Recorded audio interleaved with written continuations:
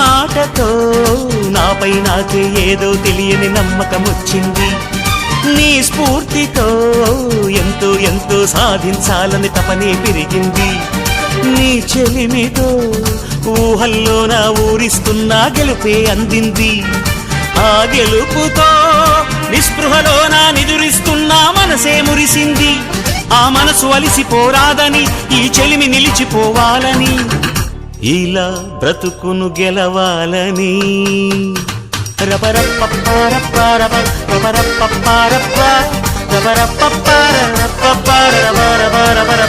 గామ గామ హంగామ మనమే హాయ చిరునామా పాత బాధ గదిని ఖాళీ చేద్దామా.